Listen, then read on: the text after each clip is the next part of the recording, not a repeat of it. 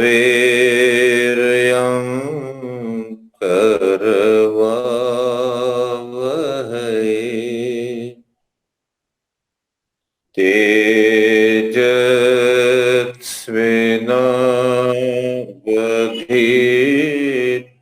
तेजस्विनावधीतमस्तु मा विद्विषावहै।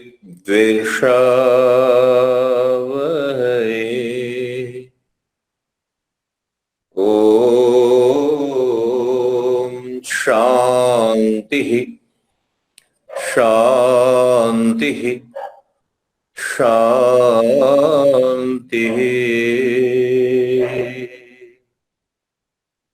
सभी को नमस्ते।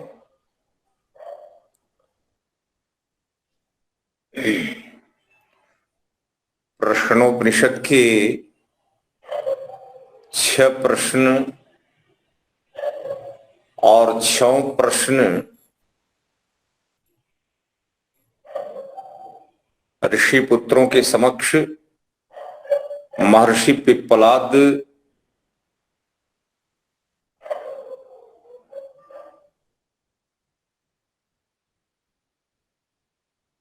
के बीच अपनी बात प्रस्तुत कर रहे और वो बड़े ही महत्वपूर्ण प्रश्न हैं।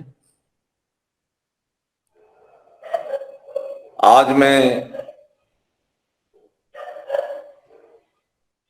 जिस प्रश्न की बात करूंगा वो 5वां प्रश्न होगा, क्योंकि दूसरे और तीसरे प्रश्न में प्राण की ही चर्चा है।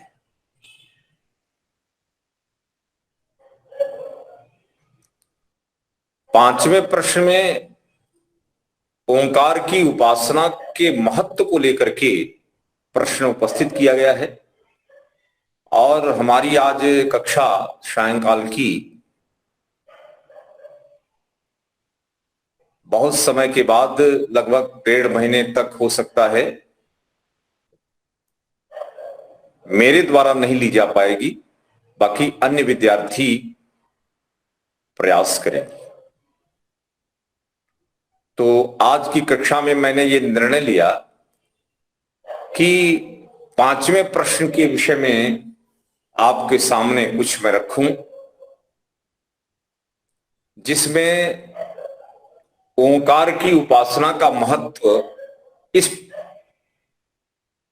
विषय में प्रश्न है और इसी विषय को लेकर के पिप्पलाद ऋषि ने उत्तर दिया है कि अगर आप परमपिता के प्रिय नाम ओम की उपासना करते हैं तो आपको उपलब्धियां क्या होंगी, जो कि उत्तर विस्तृत है, पूरा हो नहीं पाएगा, लेकिन जितना भी होगा हम प्रयास करेंगे और बाकी का भाग आप स्वाध्याय करते हुए समझने का प्रयास करेंगे। फिर भी अगर कहीं पर बात समझ में न आए तो आप मोबाइल के माध्यम से मेरे साथ सीधा संपर्क बना करके शंका का समाधान कर सकेंगे। हम अपने सारे विद्यार्थियों से यही कहेंगे कि जब भी आपको किसी भी प्रकार की समस्या हो, आप सीधे फोन से समाधान के लिए प्रयास करें। मैं निश्चित रूप से आपकी शंकाओं का समाधान करने का प्रयास करूंगा और कक्षा चलती रहे, स्वाध्याय चलता रहे, आपका चिंतन मनन चलता रहे। प्रमाद आलस्य नहीं करना है, जो कि स्थिति समय के साथ बिगड़ती जाती है। स्वास्थ्य आदि को देखते हुए इतना हम परिश्रम नहीं कर पाते हैं, इतना समय नहीं देते, लेकिन प्रयास आप करेंगे तो निश्चित रूप से आगे बढ़ेंगे। तो आज का जो प्रश्न है, इस प्रश्न में पिछले के प्रश्नों में जो बातें रखी हैं और आज के प्रश्न में जो बात रखी गई है। पहले क्या था, कौन सोता है, कौन जागता है, कौन सपना देखता है, किसे सुख होता है, यह सब कुछ किस तत्व में प्रतिष्ठित है। पिछले प्रश्न में ये बातें आई।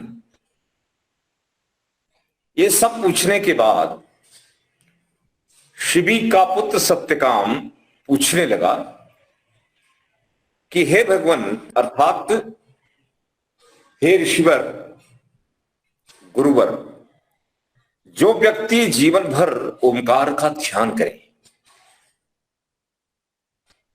ओंकार पदवाच्य परमात्मा का ध्यान करे, वह ऐसे ध्यान से किस लोक को जीत लेता है। प्रश्न, ओंकार का ध्यान करने से उपासक ध्यानी किस लोक पर अपना अधिकार पा देता है, अर्थात इसकी सफलताएं या सफलताओं की सीढ़ी क्रम से कैसे बढ़ती है। और आपको मैंने कहा है कि उपनिषद की भाषा लाक्षणिक है। इसको समझने के लिए थोड़ा सा अलंकार का बोध होना चाहिए और लक्षणा व्यंजना का भी थोड़ा बोध होना चाहिए, तब बात अच्छी समझ में आती है। तो पिप्पलाद ऋषि ने उत्तर दिया कि हे सत्यकाम, ब्रह्म के दो स्वरूप हैं, एक पर ब्रह्म है और दूसरा अपर ब्रह्म है। ध्यान दीजिए,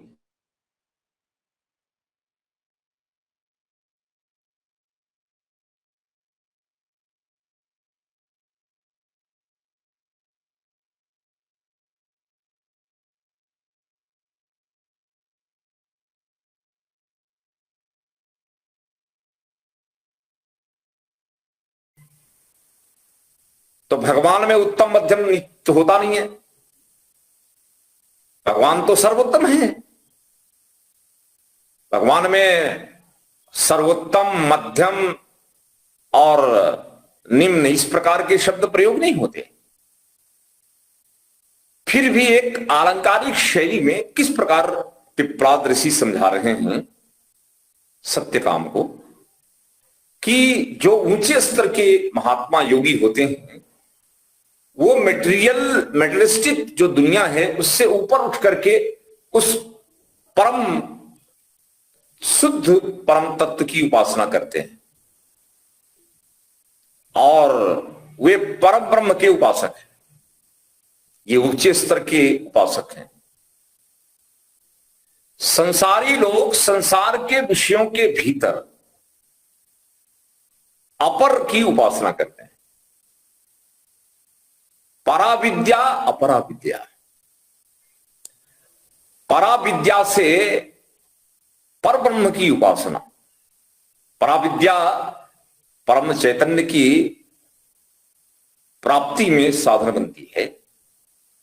अपराविद्या जो है वो परम ब्रह्म की सृष्टि है, मटीरियल साइंस। जो मेटेरियलिस्टिक नॉलेज है, एक है स्पिरिचुअल है, वो पराविद्या है, और एक मेटेरियलिस्टिक विद्या है, वो अपरा है। तो पराविद्या से परम तत्व का बोध होना है और अपरा विद्या से अपर तत्व का बोध होना है। तो जो लोग चेतन के उपासक हैं सीधा वो पर ब्रह्म के उपासक हैं, और जो लोग संसारी लोग हैं वो संसार के विषयों के उपासक हैं, वो अपर ब्रह्म। ब्रह्म का मतलब ब्रह्मांड भी होता है। ध्यान दीजिए, ब्रह्म का अर्थ ब्रह्म ही ब्रह्म भी है, ब्रह्म का अर्थ ब्रह्मांड भी है। ध्यान देंगे, ब्रह्म का अर्थ वेद भी है, वेद को भी ब्रह्म कहा है। और आचार्य जो ब्रह्म ज्ञानी होते हैं उनको भी ब्रह्म कहा है। ये पद जो होते हैं अलग अलग संदर्भ में, अलग अलग प्रकरण में, अलग अलग व्यक्तियों के लिए प्रयोग किए जाते हैं। प्रकरण देखना आवश्यक है। अगर आप हम लोग मात्र शब्द पकड़ेंगे और प्रकरण को नहीं पकड़ेंगे तो फिर यथार्थ बोध नहीं होगा। इसलिए महर्षि ने कहा जो प्रकरण विद नहीं है वो मूर्ख है। जिसका बड़ा सुंदर दृष्टांत दिया, कई बार मैंने आपके सामने रखा, आज भी स्मरण कराता हूं। प्रकरण विद नहीं वो मूर्ख, उसको कोई भी व्यक्ति स्थान नहीं देता है। परमात्मा भी नहीं देते और समाज में भी उसकी कोई महत्ता नहीं होती है। महर्षि ने अपने सेवक को कहा, भोजन करने बैठे और अपने सेवक को कहा सैंधवम आनाया, नमक ले आओ। सैंधव का अर्थ घोड़ा भी है, संध्या का अर्थ नमक भी है। अब एक ही शब्द के, ध्यान दीजिए, दो अर्थ हैं। अब प्रकरण अगर पता नहीं है तो क्या होगा, उल्टा पुल्टा कर सकते हैं। तो प्रकरण देखना चाहिए। तो राजा अपने सेवक को क्या कह रहे हैं कि सैंधवम आनय, और प्रकरण किसका है, भोजन का।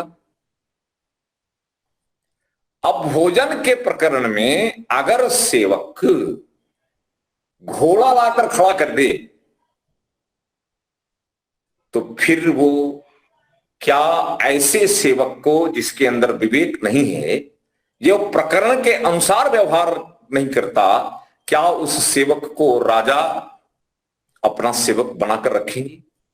नहीं रखेंगे ना, क्योंकि वो प्रकरण के अनुसार अर्थ नहीं ले पा रहा है, बुद्धि का प्रयोग नहीं कर रहा है। तो भोजन के समय घोड़ा लाकर बांध देना और यात्रा के समय नमक लाकर के देना, ये मूर्ख व्यक्ति के लक्षण है। जो व्यक्ति प्रकरण विद नहीं है वो मूर्ख है, अविद्यावान मिथ्या ज्ञानी है। ऐसे मंदमति वाले व्यक्ति को परमात्मा भी स्थान नहीं देते और जगत में भी उसको कोई स्थान नहीं है, और अपने नजर से भी उसका कोई स्थान नहीं। अपनी एक इंटरनल जो एक छाप होती है सत्य जानी की, वो भी नहीं होती है। अपनी नजर से भी उतर जाता है, प्रकरण विद नहीं। तो यहां प्रकरण किसका चल रहा है, ब्रह्म का। और ब्रह्म के दो स्तर बताए गए, एक अपर एक पर। पर लेवल पर चेतना, वो चेतना का स्वरूप बताया जा रहा है। तो ब्रह्म के, मैंने क्या कहा, ब्रह्म परमात्मा के लिए भी प्रयोग है, ब्रह्म ब्रह्मांड के लिए भी प्रयोग है, और ब्रह्म वेद के लिए भी प्रयोग है, ब्रह्म ज्ञानी के लिए भी ब्रह्म का प्रयोग है। जो बड़ा है वो ब्रह्म है। ज्ञान के क्षेत्र में मनुष्यों में बड़ा है वो भी ब्रह्म है। राजा पूरे देश में, बोलो, न्याय में बड़ा वो भी ब्रह्म है, शक्ति में बड़ा वो भी ब्रह्म है, ज्ञान में बड़ा है वो भी ब्रह्म है। ब्रह्म का अर्थ बड़ा है।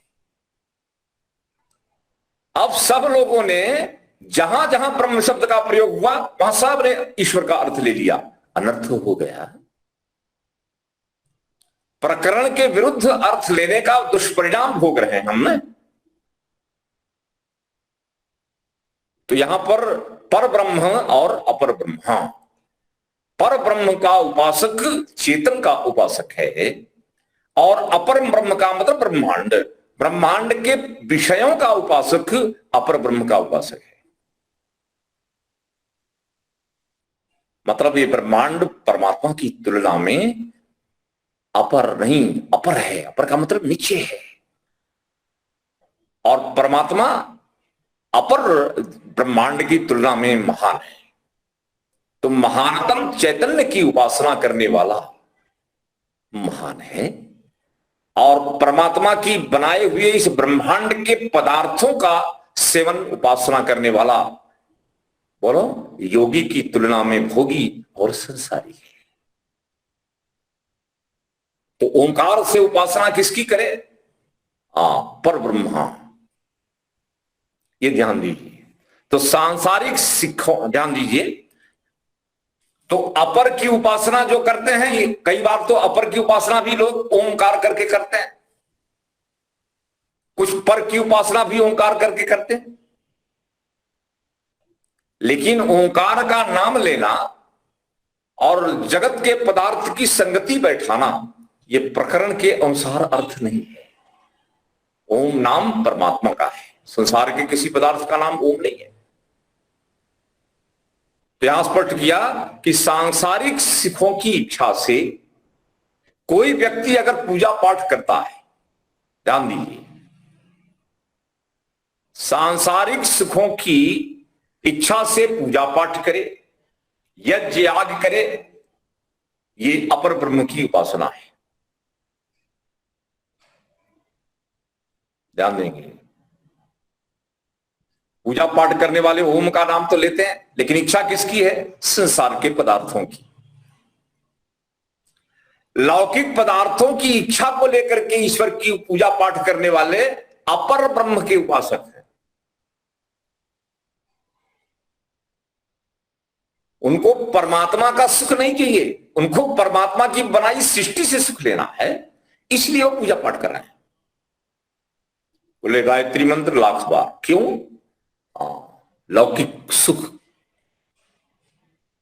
बैठ करके जप कर रहे हैं, किसके लिए? लौकिक सुख।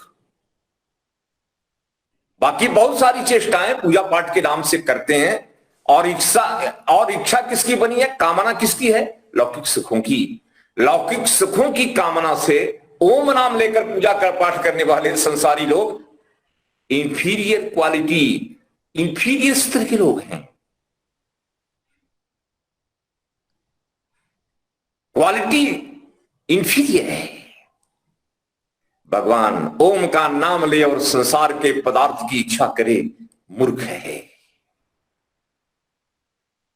अपर ब्रह्म की उपासना, नाम ओंकार का और पदार्थ जगत का, ये क्या है?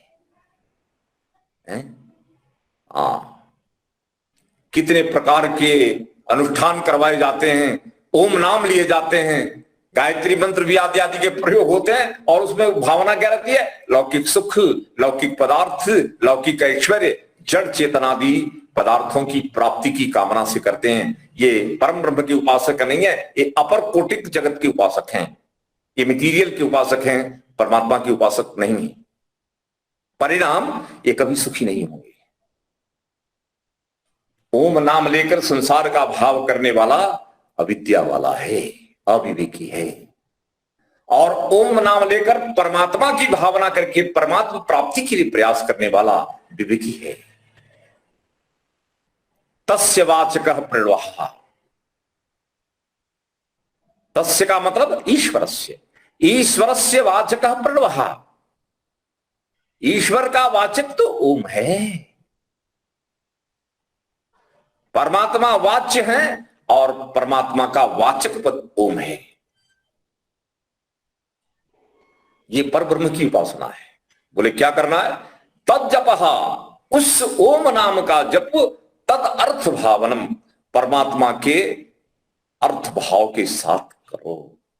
भगवान आप मुझे मिलो, मुझे आपकी बनाई दुनिया में कोई रस नहीं है।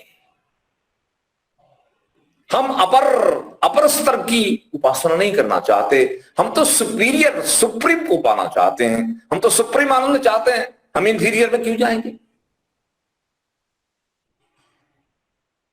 तो ओम नाम का जब अर्थ भावना के साथ करना और ईश्वर में समर्पण बनाकर करना, ये पर ब्रह्म की उपासना है। ओम नाम से परम पिता परमात्मा के अर्थ भाव समर्पण पूर्वक की गई उपासना पर ब्रह्म की उपासना है। यहां पर सत्यकाम को पिप्पलाद ऋषि उसके प्रश्न का उत्तर दे रहे हैं। जो योग दर्शन की शिक्षा यहीं पर उपनिषद में उसी ऋषि की वही शिक्षा है। ओम नाम से संसार को मत भजो, ओम नाम से ईश्वर को भजो।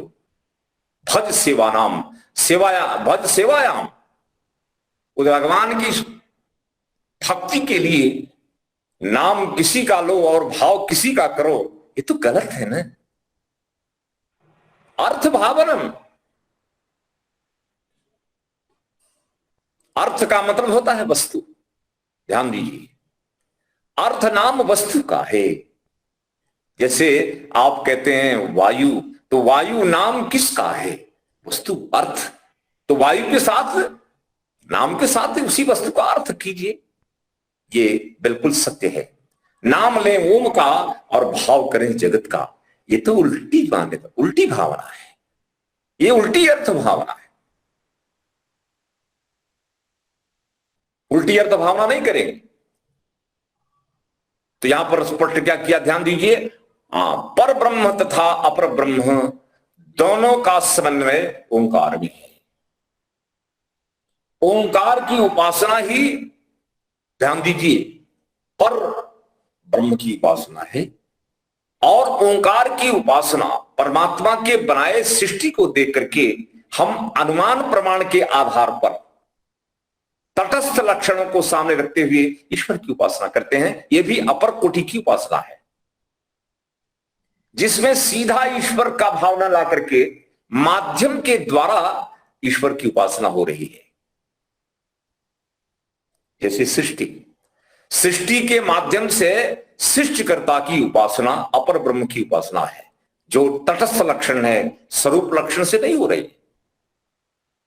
स्वरूप लक्षण का मतलब ईश्वर आप का ओम नाम, आप सर्वरक्षक, तो ओम नाम सर्वरक्षक, ये बिल्कुल जैसा नाम वैसी वस्तु है। इसमें सीधा स्वरूप के आधार पर चल रहा है। ओम आनंद, हे ईश्वर आप आनंद स्वरूप हैं। ये कौन सा है? बोलो, स्वरूप के आधार पर परमात्मा की उपासना चल रही है, ये पर ब्रह्म की उपासना है। और ओम सृष्टिकर्ता, ध्यान दीजिए, परमात्मा को सृष्टिकर्ता मान करके उपासना करना, ये डायरेक्ट उपासना नहीं है, ये इनडायरेक्ट मेथड है। डायरेक्ट मेथड में ईश्वर के स्वरूप का भाव बनाएंगे, चित्त स्वरूप, आनंद स्वरूप। हे ईश्वर आप ज्ञान स्वरूप हैं, हे सर्वरक्षक ईश्वर आप आनंद स्वरूप हैं। ये तो स्वरूप लक्षण का आधार लेकर के उपासना पर ब्रह्म की उपासना है। और सृष्टि के माध्यम से ओंकार की उपासना, ये अपर ब्रह्म की, जिसमें माध्यम लिया जा रहा है। सूर्य को देखा, प्रभु आपने सूर्य की रचना की है। ओम सृष्टि करना, सृष्टि के माध्यम से परमात्मा की उपासना, ये भी उपासना है।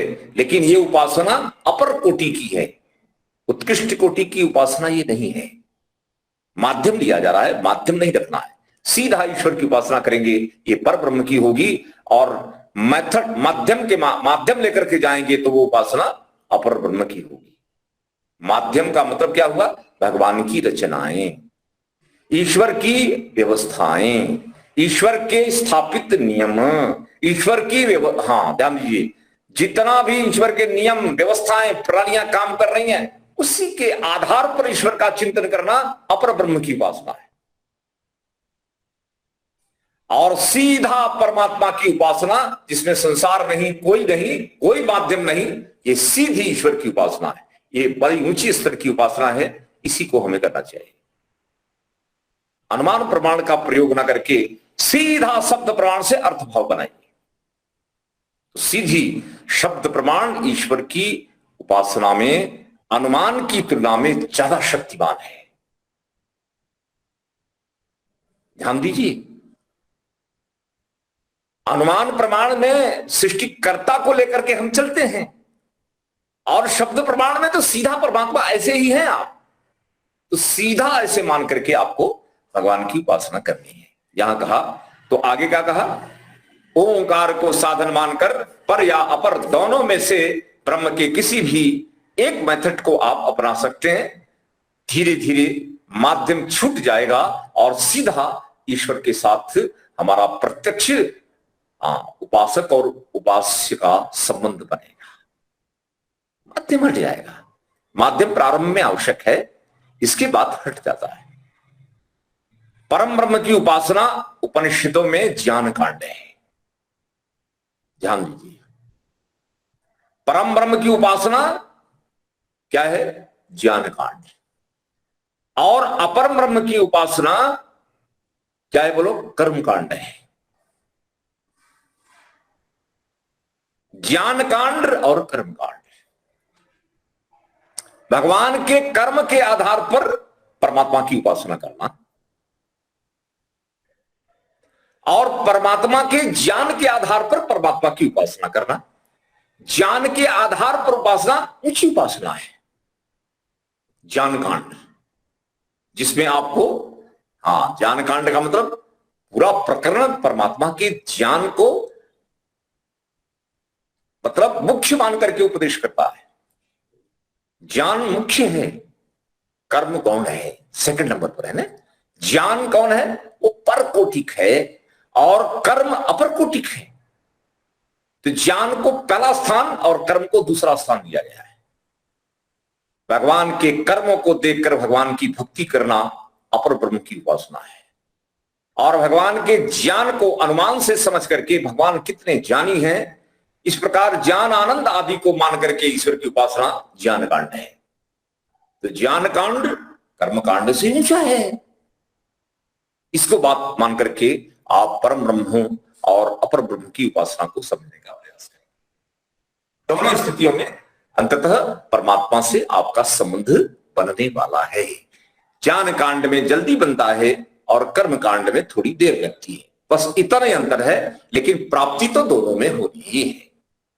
कर्म कांड से आप ज्ञान कांड में चले जाएंगे, भगवान के कर्म को देखेंगे, उसमें अनुमान होगा कि कर्म बिना ज्ञान के नहीं होते। इसका मतलब ये ब्रह्मांड भगवान का कर्म है, तो इस कर्म के पीछे ईश्वर का ज्ञान है। तो कर्म से ज्ञान की ओर जाना और सीधा ज्ञान, वो तो सीधा है, ये अर्थ है। अब आगे बात कही कि अगर भक्त पुरुष ओंकार की एक मात्रा को लेकर ध्यान करे। ओंकार में 3 मात्राएं हैं, अ उ म, 3 मात्राएं। अ ऋग्वेद के लिए है, उ यजुर्वेद के लिए है, और म जो है वो सामवेद के लिए। ओम नाम प्रभु का है, 3 मात्रिक है, और एक एक मात्रा एक एक वेद को संकेत दे रही है। अ ऋग्वेद, उ यजुर्वेद, म सामवेद।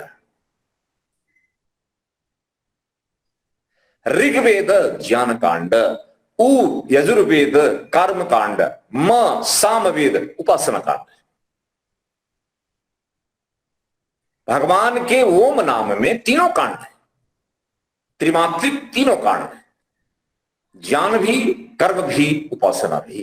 ज्ञान ऋग्वेद है, कर्म यजुर्वेद है, और बोलो उपासना सामवेद है।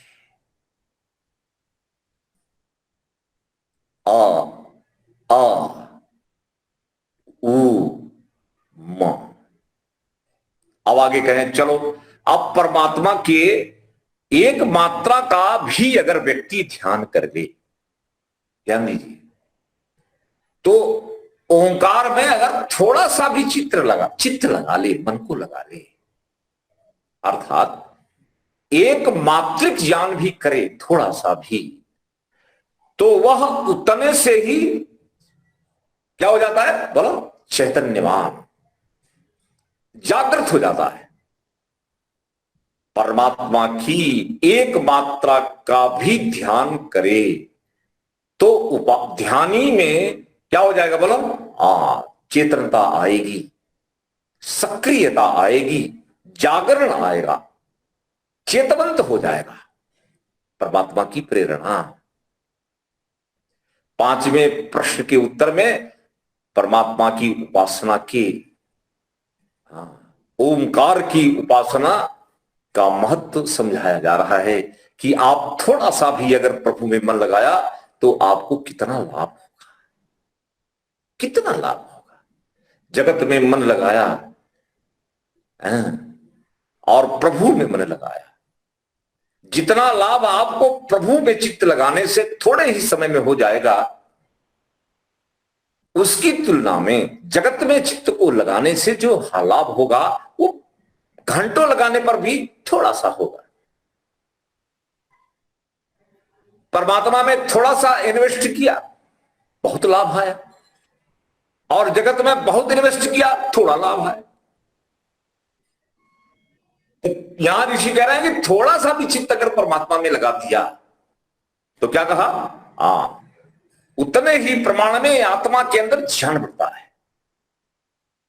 सचेत का मतलब चित्त संज्ञान है, जागरण होता है। संज्ञा का मतलब क्या होता है, परमात्मा की प्रेरणा का संज्ञान होता है। ओम नाम से प्रभु को पुकारा और आत्मा में संज्ञान हुआ कि प्रभु मेरे साथ हैं। 15 मिनट 10 मिनट भी ओंकार से प्रभु की उपासना करो। 10 मिनट 15 मिनट, पूरे दिन की ऊर्जा आपको मिलेगी। पूरे दिन आप चेतवंत रहेंगे, पूरे दिन आप जागृत रहेंगे, पूरे दिन उत्साह ऊर्जा से संपन्न रहेंगे। ये ओंकार नाम से ईश्वर की उपासना करने का फल है। थोड़ा लगाया बहुत पाया, बहुत लगाया कुछ नहीं पाया। ये पूरा एक प्रकार से बिजनेस सिखाया जा रहा है। इतना जिंदगी लगा दी, पाया क्या? और थोड़ा सा चित्त को प्रभु में लगाया, पाया क्या? दोनों की प्राप्ति में जमीन आसमान का अंतर है। पूरी जिंदगी हमने जगत को दे दी, क्या पाया? जो पाया सब कुछ हाथ में नहीं है। और अगर ईश्वर की भक्ति की है तो निश्चित रूप से थोड़ा भी काल दिया होगा, उसमें बहुत पाया है।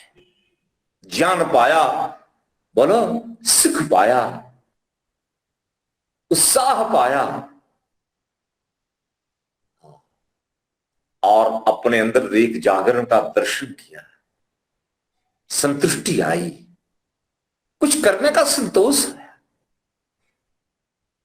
अंदर प्रभु के साथ अपने संबंध का थोड़ा एहसास हुआ है। कोई साथ दे या न दे, प्रभु के साथ का रंग पाया। थोड़ा सा इन्वेस्ट किया, बहुत पाया। आप भगवान की व्यवस्था में देखना, एक बीज डालो 1000 बीज बनते हैं। थोड़ा इन्वेस्ट कीजिए, इतना लाभ है।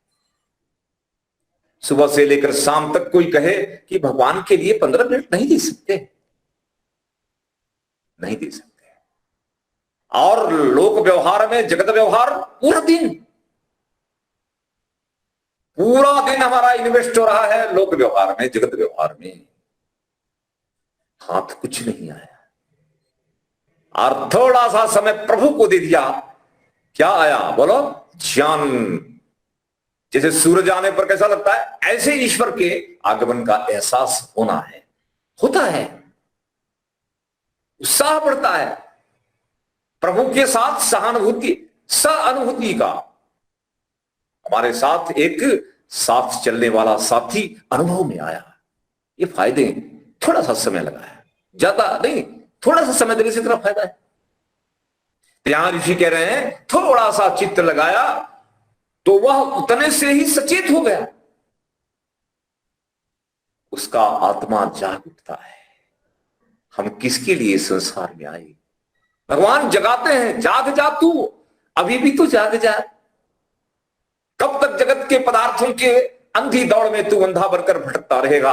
आओ मेरे पास आओ, मैं चेतन तुमको लोरी सुनाऊंगा। किसकी? बोलो अपने सौंदर्य की, अपने ज्ञान की, अपने आनंद की। हमारे पास बहुत कुछ है आपको देने के लिए। थोड़ा समय दीजिए। यही बात ऋषि कह रहे हैं उसका आत्मा जागता है, अर्थात अविद्या में से विद्या की ओर बढ़ता है, मृत्यु से अमृत की ओर बढ़ता है, असत्य से सत्य की ओर बढ़ता है।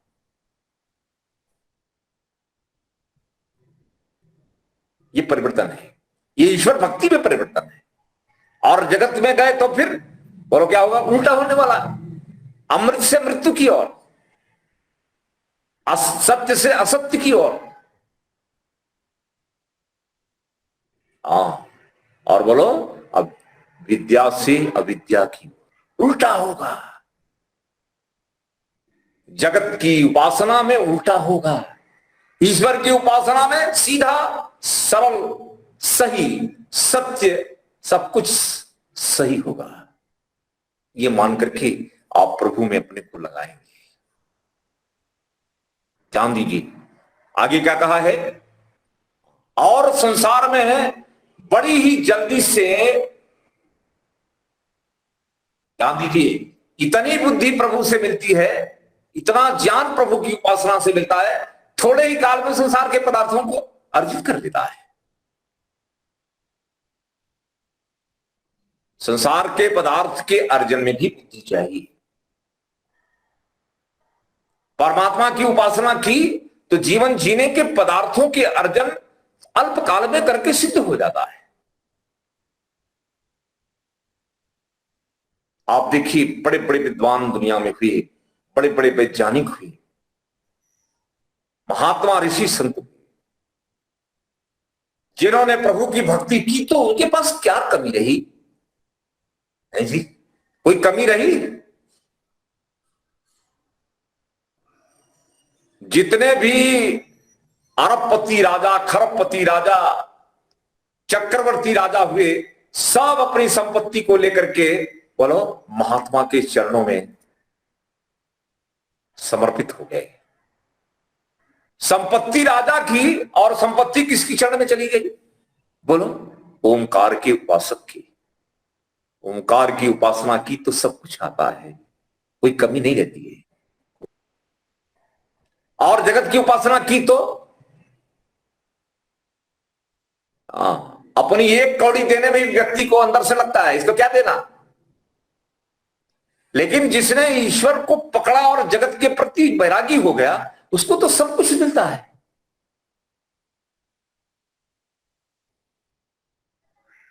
राजा जनक ने अपनी पूरी संपदा याज्ञवल गुरु के चरण में डाल दी।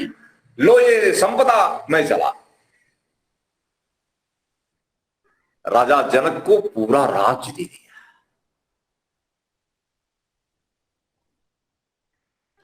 राजा जनक ने याज्ञवल को पूरा राज्य दे दिया। और याज्ञवल क्या कर रहा है? अरे मिट्टी में क्या करूंगा।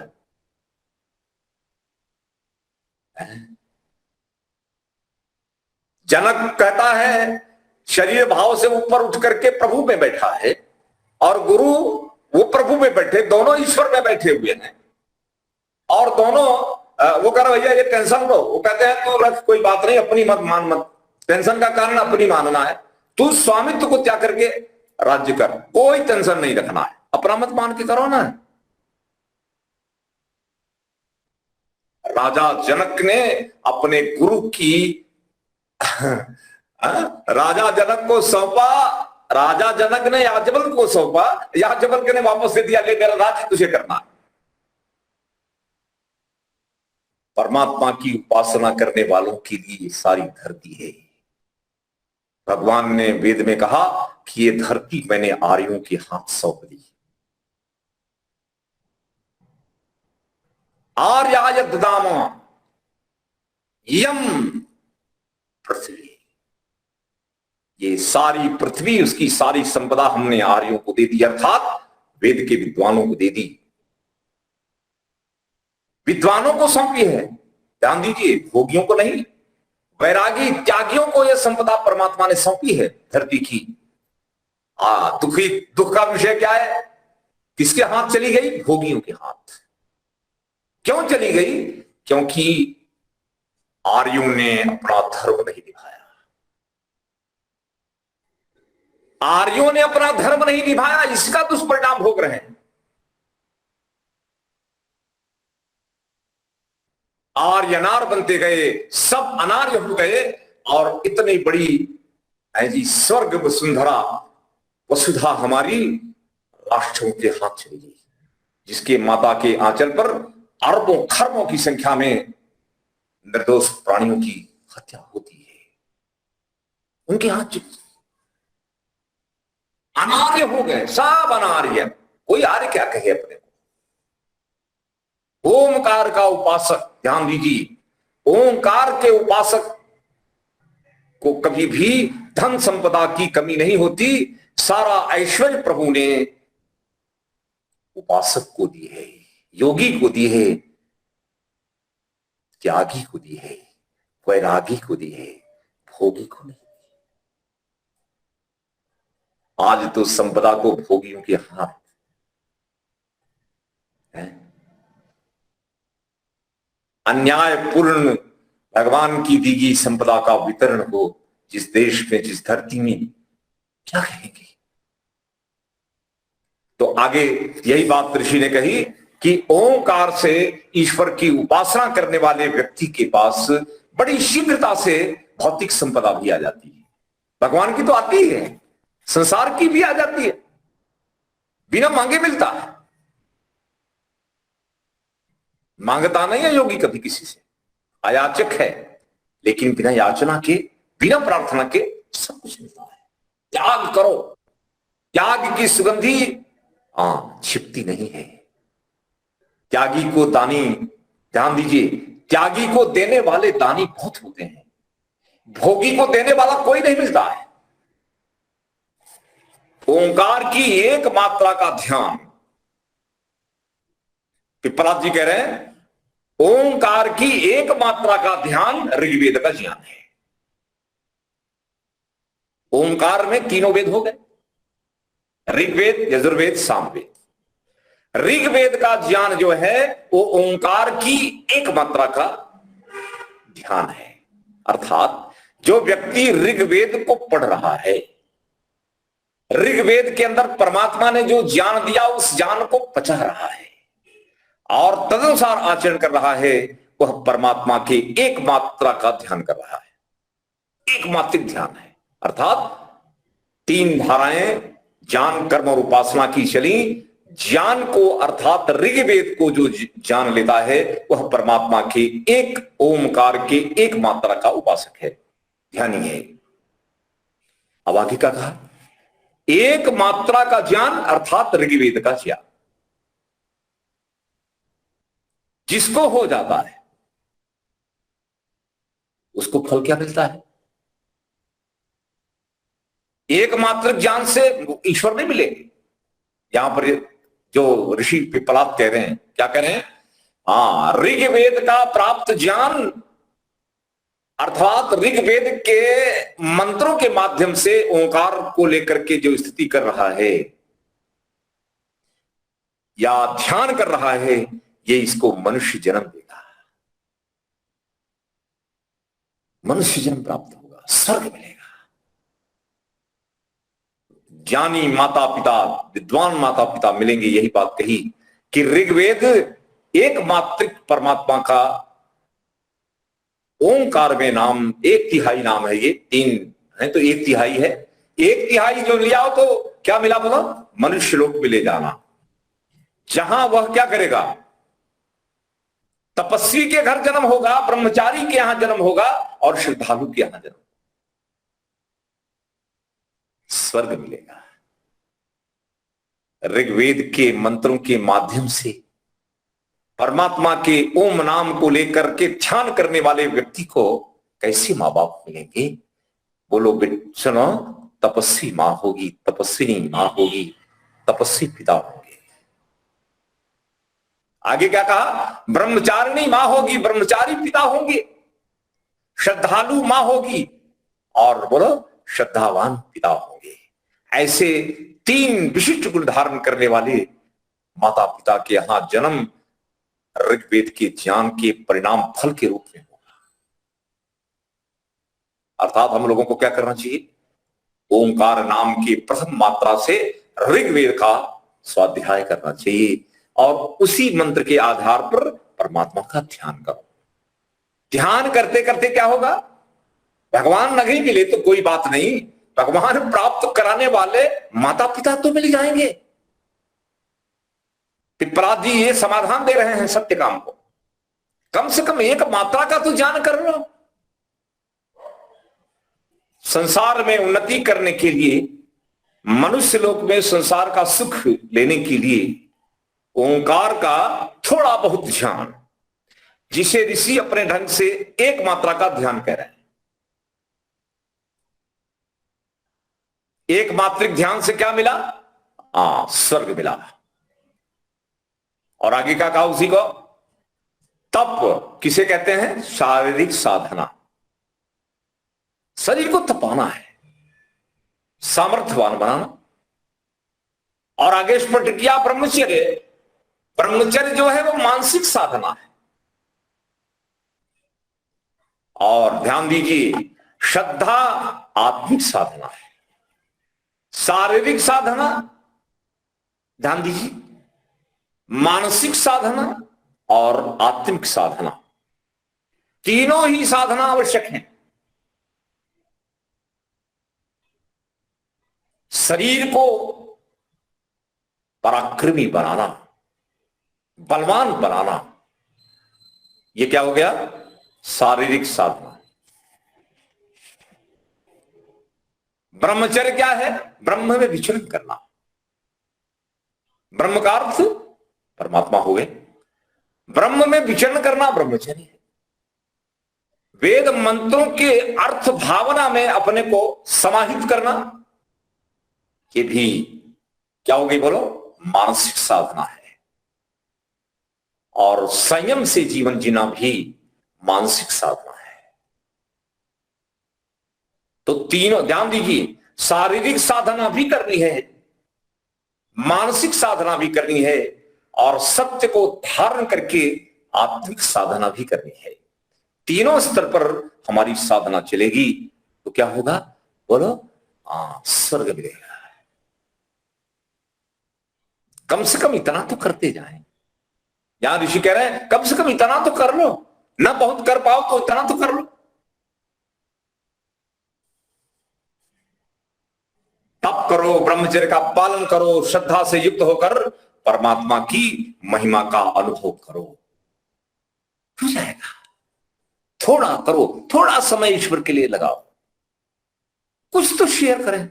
समय का प्रबंधन किस प्रकार करेंगे? ईश्वर को इतना समय हमको देना है, ईश्वर के साथ इतना समय बैठना, थोड़ा समय बैठना।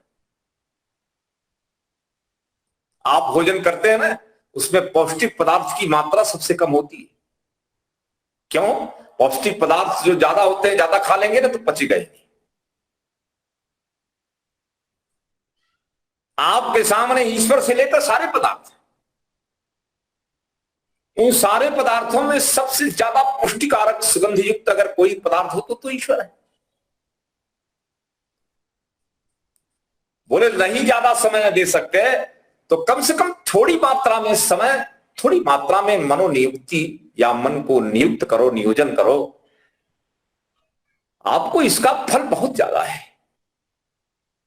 ये मनुष्य जन्म जो हमें मिला है, ये साधारण योग्यता से मिला है क्या? ओंकार की एक मात्रिक उपासना का फल है ये शरीर, इसको आपने, हमने सबने पाया है। इसलिए कभी भी ईश्वर के ध्यान में ओंकार की उपासना, ओंकार नाम के कम से कम एक मात्रिक ऋग्वेद आदि के मंत्रों के माध्यम से ध्यान करोगे तो भी आपको, क्या कहा मैंने अभी? तपस्वी, ब्रह्मचारी और श्रद्धावान माता पिता मिलेंगे।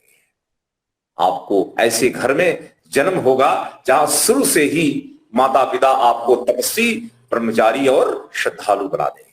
प्रभु में सच्ची श्रद्धा अर्थात सत्य का ज्ञान धारण करा देंगे, वेद का ज्ञान धारण करा देंगे। ऐसा परिवार आपको मिल जाएगा। जीवन को सफल बनाना है, इसी बात को लेकर के चलना है। ओंकार की उपासना का महत्व, यही बात समझाई जा रही है। अब आगे कहा गया, ध्यान दीजिए, कि अगर भक्त पुरुष एक मात्रा की उपासना की तो ये मिला। अब कहा गया कि अगर दो मात्राओं का ध्यान करे तो क्या होगा? दो मात्रा में कौन आई? आ उ। आ का मतलब ऋग्वेद, उ का मतलब यजुर्वेद। आ का मतलब ज्ञान कांड, उ का मतलब है कर्म कांड। अगर दोनों को लेकर के इस ओंकार नाम से द्विमात्रिक उपासना करे तो क्या होगा? तो इन्वेस्टमेंट ज्यादा हुआ, ज्ञान भी हुआ, कर्म भी हुआ, जान भी रहे हैं और क्रिया भी कर रहे हैं। जानना भी और अनुष्ठान, ज्ञान और कर्म तब दोनों चले तब क्या होगा? तो यहां बताया कि ओंकार में जो अब समय और लगा रहा है, पहले 15 मिनट लगा रहा था, अब द्विमात्रिक में आधा घंटा लगा रहा है, समय इन्वेस्ट कर रहा है। तो 15 मिनट का डबल हो गया 30 मिनट। अब द्विमात्रिक समय को क्वांटिटी बढ़ा दी, चित्त को 30 मिनट तक ईश्वर में ओंकार के माध्यम से ध्यान में लगा रहा है। बोले क्या होगा?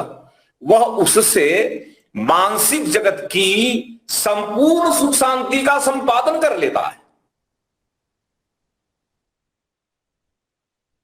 मानसिक सुख शांति का संपादन ईश्वर के द्विमात्रिक ओंकार की उपासना से होगा। ज्ञान और कर्म, ऋग्वेद और बोलो यजुर्वेद। ऋग्वेद यजुर्वेद के ज्ञान के आधार पर ईश्वर की उपासना करने वाले व्यक्ति को यहां कहा जा रहा है जगत की संपूर्ण सुख शांति का संपादन कर लेता है। लौकिक दृष्टिकोण से संसार के किसी भी पदार्थ की उसको इच्छा नहीं रहती, सब कुछ पाने में सफल हो जाता है। ये योग्यता बनती है, तो बनाना है ना हमको योग्यता। तो यहां पर कहा कि पार्थिव जगत के सुख भोग मिलने पर भी, ये जगत पार्थिव है, तो पार्थिव जगत से जो सुख मिल रहा है, भोग मिल रहा है, उससे उसको मानसिक शांति नहीं मिलती है। कहां मिलती है? धनी भी दुखी और अशांत हो सकता है। लौकिक धन, लौकिक ऐश्वर्य को प्राप्त करने वाला अशांत दिखता है।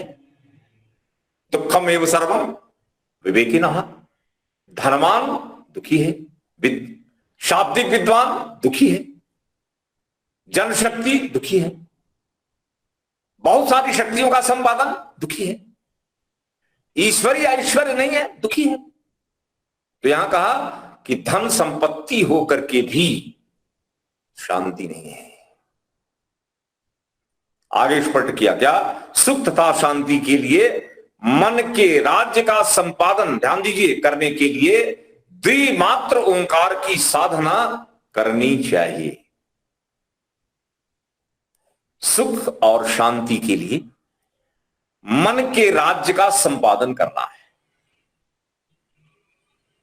बाहर का राज्य कोई मतलब नहीं है, आपको लोक राज्य मिल जाए है जी,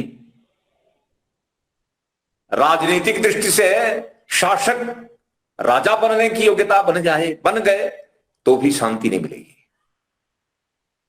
बोलो, जिसका अपने मन पर राज्य है वो शांत है।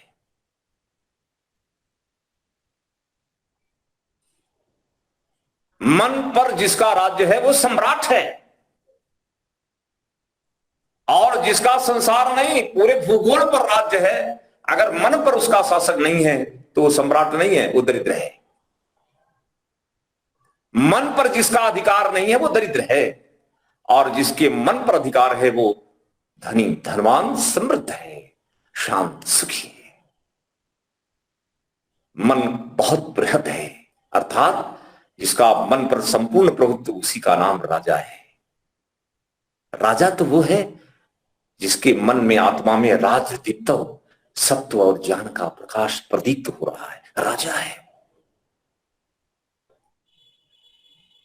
आपको हमको राजा बनो तो क्या करेगा? मन पर राज्य करो, इंद्रियों पर राज्य हो, शरीर पर प्रभुत्व हो, तब आप राजा कहे जाएंगे।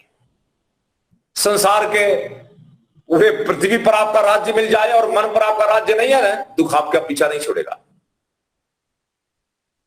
चित्त पर नियंत्रण ही आपको परमात्मा के ज्ञान और आनंद के ऐश्वर्य प्राप्त करने का क्या देगा? फल देगा। मन से ईश्वर का आएगा फल, संसार से नहीं आता है। मन को ईश्वर में लगाया तो ईश्वर से जो ऐश्वर्य आता है, उससे सुख शांति जो मिलती है, वही है वास्तविक सुख शांति। यही बात ऋषि यहां कह रहे हैं कि ओंकार की साधना करनी चाहिए। द्विमात्र का ध्यान मानो ऋग्वेद के साथ यजुर्वेद का भी ध्यान चालू है।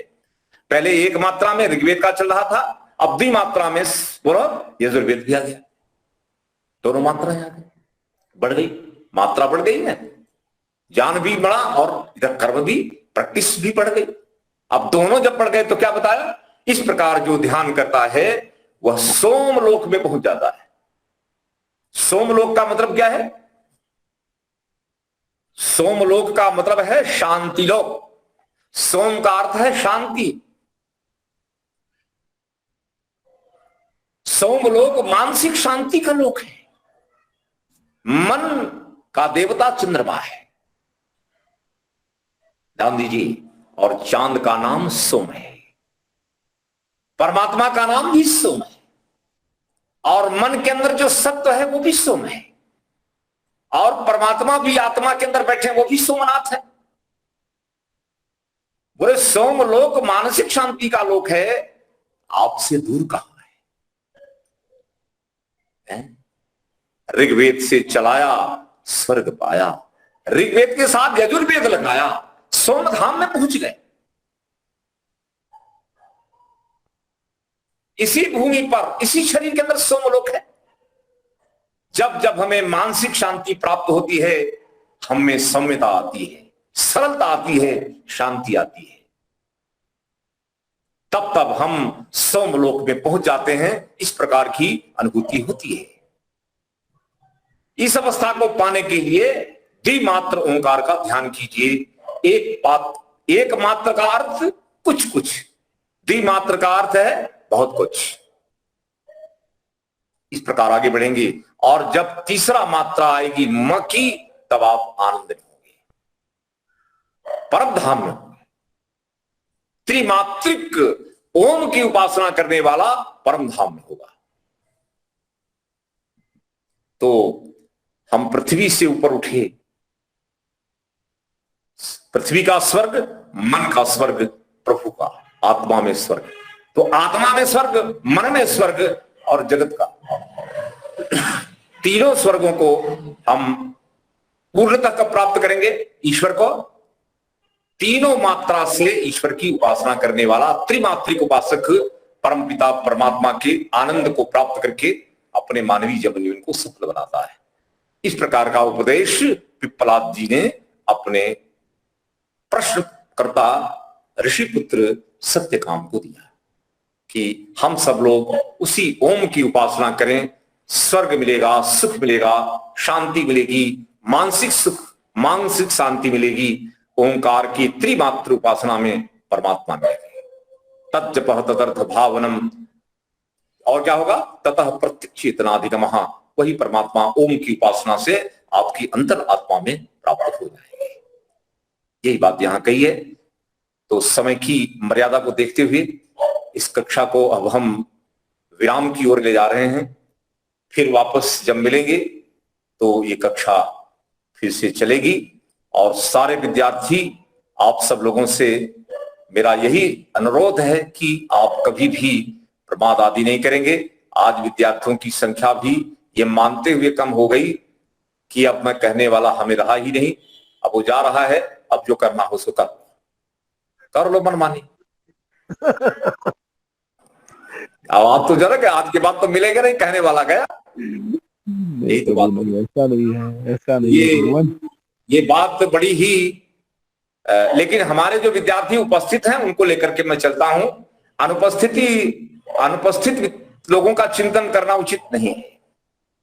वो नहीं आए होंगे, वो अब पता नहीं कौन सी परिस्थिति होगी, लेकिन मैं ऐसा मानता हूं कि आज का मेरा कक्षा लंबे काल की छुट्टी के लिए जा रही है ना, तो सोचा होगा आज आराम कर लें, आराम कर लिया जाए, और 1-1.5 महीने के बाद आप पूछेंगे तो हमको कहाँ याद रखने वाले। ना जरूर ना। तो इस प्रकार भाव करके कोई विद्यावान होने वाला नहीं है, दुख भोगना पड़ेगा। अध्यात्म की विद्याएं उन्होंने अपने रक्त से सींचा है, अपने पसीने से सींचा है, अपनी आत्मा से सींचा, अपनी तपस्या से, अपनी साधना से हमको दिया है। हम सब लोग इसी विद्या को प्राप्त करें, आगे बढ़े। भगवान से मैं आप सबके लिए प्रार्थना करता हूँ, थोड़ा सुखी रहें, शांत रहें, भगवान की उपासना ठीक ठीक करें और सफल हो। ओम जहु शांतिरंतरिक्षं शांति, पृथ्वी शांतिरापः शांतिरोषधयः शांतिः, वनस्पतयः शांतिर्विश्वे देवाः शांतिर्ब्रह्म शांतिः, सर्वं शांतिः शांतिरेव शांतिः, सामा शांतिरेधि। ओम शांति शांति शांति। सभी को नमस्कार।